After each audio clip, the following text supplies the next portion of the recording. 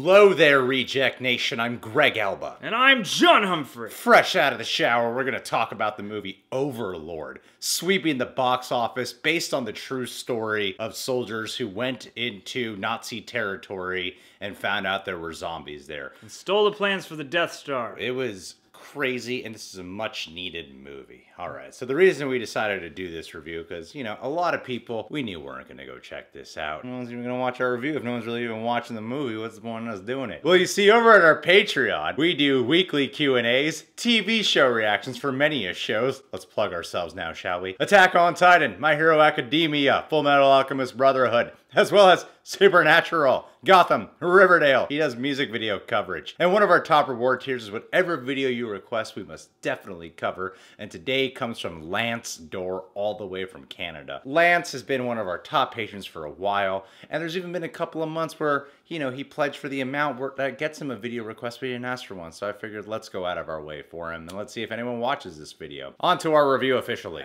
We did like a one trailer reaction for this many months ago, and I remember thinking, like, this looks like a lot of fun. This looks fun. It looks like a really expensive B movie of, you know, those plenty of those movies of, you know, like the Nazis were creating zombies and stuff. Oh yeah, it's a total sci-fi mishmash kind of thing. Yeah, come to find out, you go watch this movie and everyone's like, it's really good. That's the weird thing I was hearing, is it seemed to be such a big surprise by how it's actually a good movie. And I'm like, oh, so it's probably like a lot of fun. It probably does a really good job at what it sets out to do. In case you guys couldn't tell, we shot this review by a window, hence the Jesus light. About 10 minutes in this movie, I realized, oh wow, this is like a real film. This isn't just some schlocky, campy B movie. It has its B movie aesthetic. It's actually a film, and it's a good one too. I really enjoyed it. John, what do you think? Yeah, I had a really good time too. I mean, I feel like, to me, this is a B movie for sure that just has a lot better inclinations and a lot more on its mind than most B movies do, and I think that's kind of the sweet spot that this movie hits, because I've wanted to make a movie like this for a long time. I've wanted to make sort of a sci-fi World War II monster movie, and I thought they realized it really well. They made some smart choices along the way. The cast is all good, and, you know, minus a couple things, I had a great time. When I say B movie, I mean it's more than that, because you think when you see the trailer that you're really just walking into some really fun, possibly zombie flick. It's actually a really tense film. I found there to be a lot of suspense, and while it has like its horror moments, a lot of the way the horror moments are executed are kind of generic. There's some, you know, really unique stuff there as well. What really surprised me was how tense from beginning to end this film actually was. It pretty much plays out the way the trailer lays out how the film will unfold. And the first half of this movie, and most of it actually, is a World War II movie. It's all a World War II That's movie. what surprised me about it, was I thought it was gonna be like, all right, Act 1 World War II movie, and then we're gonna get into like zombie fun. But really, it's kind of subdued in the, I don't even want to call it zombie. It's more of like infection or experimental thingy. Yeah, it's essentially just really twisted Nazi experiments. I mean, if you've heard of Joseph Mengele, take that as a jumping off point. You know, I mean, the movie itself, yeah, just thrives off this really immediate energy, because you're plopped into this situation and you're just kind of watching as plans get made and things go wrong until the very end. Yeah. And I like the way that, in a subtle way, they really do kind of utilize the war aspect for more than just a backdrop. I mean, it is the eve That's of... what I thought it would just be, you know? Yeah. You go in thinking like, oh, this is just gonna be fun because, you know, it's zombies and stuff, World War II. It takes its premise seriously enough that it is as visceral as an actual war movie, and it takes the backdrop of D-Day, which is a very significant event in the war, and uses its own weird little context to like add to that in a historical fiction kind of way. I agree with you. It's like, even though it's not like being a horror movie all the time, it has this mood and this tone of just ominousness and really intense immediacy, because so many of these sequences are captured in one long shot as Boyce, usually our hero Boyce, played by Jovan Adepo. Yeah, who's really good in this, and he's so often on his own, just like fighting his way through completely ridiculous scenarios that you're just with him for. I'm a big fan of movies that know how to capture a movie from a certain character's perspective. And majority of this film, I'd say like 99% of it, I got 99 problems, but is captured from the perspective of Boyce's character. And that was the other surprising element to me. There's some damn good character work in this movie. You got some really solid performances. You got Wyatt Russell as Ford, who's the main supporting character, who is like the leader of these troops on this specific mission. Because cobbled huddled together group. They lose most of their group Yeah. before the movie even begins. Because really. they have a mission to basically take out a tower, and this tower just happens to be located on top of a secret lab where they got experiments going on. That's literally the main storyline, and the B story is the experimental stuff, which unfolds into becoming one of the main stories. Yeah.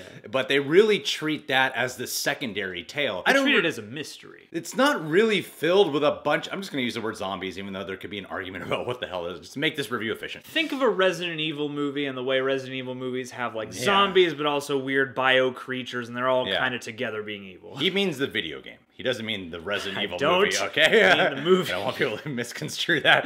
The zombies in this film, it's kind of subdued in the way they are presented. Like, when there's zombie moments, there's some freaking awesome moments. There's one moment specifically that I don't want to give away. They hint at it in the trailer. But when it occurs, the whole crowd went, whoa! Yeah. It's a really effective moment. There are moments, and funny enough, it stars Wyatt Russell, and his performance kind of reminds me of some Kurt Russell movies I've seen before. There are elements that seem straight out of films like The Thing that there are times where he's shouting where I'm like, he sounds exactly like Kurt Russell. His voice sounds 100% like him. This film honors the psychological element of these characters. The zombie factor in this film is restrained in a certain way. It doesn't really explode into the all-out zombie mayhem that you probably expect this film to go, because the film has a B cinema score, a higher Rotten Tomatoes score than that in terms of critics, I think. And I can see why it kind of has a B cinema score, because of the fact that I think when you see the trailer, you're walking in thinking you're gonna get fun zombie mayhem film, but what you really get is a cleverly written, tense World War II thriller with some zombie stuff in it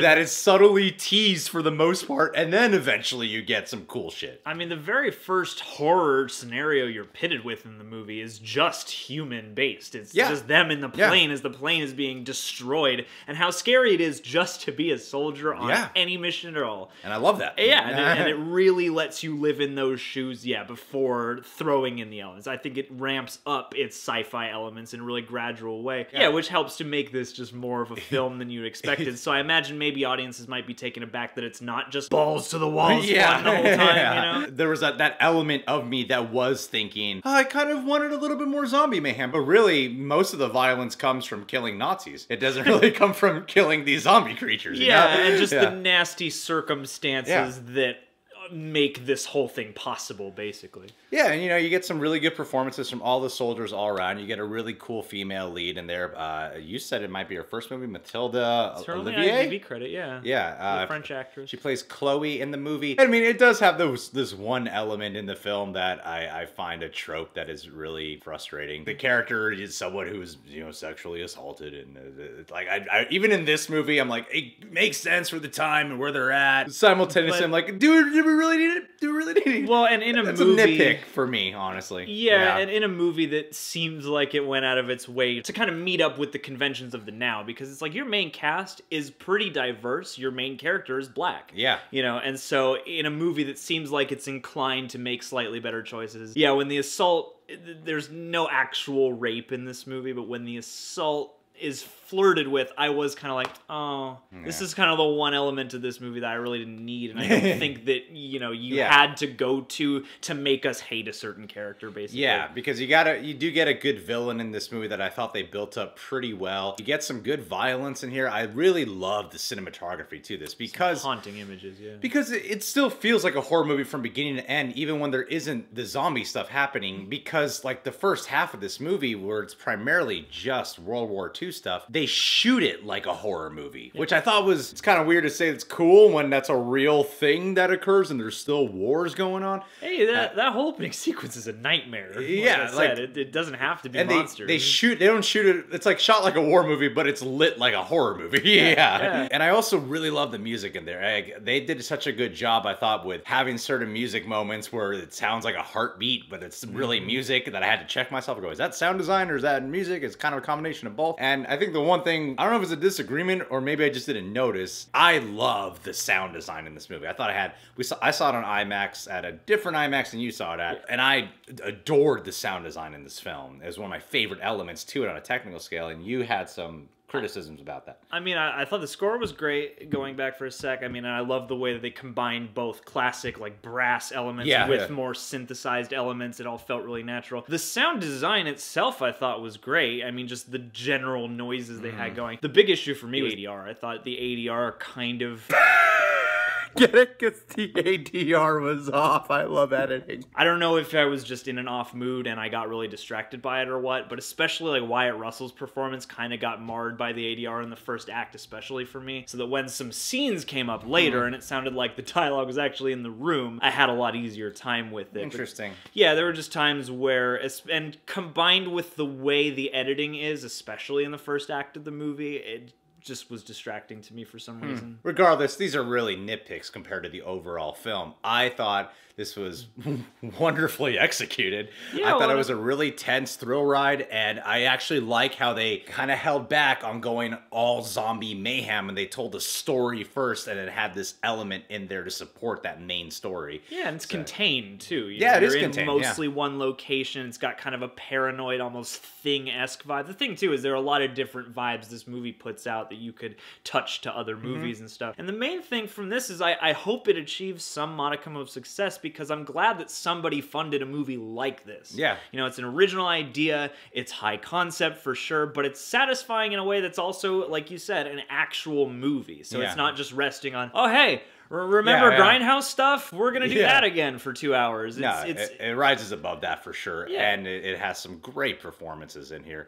I highly recommend this movie. Yeah, I do. I like the trailer, but then when I would catch the trailers in the theaters, I'd be like, this movie's probably going to suck. The trailer did not give me much confidence, and I was much happier. And then watching it, I'm like, wow, this is so much better than the trailer. Yeah. So yeah, I highly recommend it. Lance Dorr, thank you so much, buddy. I know we let you down with, especially my personal opinion on Bohemian Rhapsody, not liking it and you loving it. I felt like I really broke your heart on that one. You almost unpledged from the Patreon page. Sorry about that. I had fun. In all sincerity, I appreciate you asking us to go check this out, because I had a great time, and I really was pleasantly surprised by this film. All right, guys. Well, thanks for watching. What did you think of Overlord? Have you not even seen it?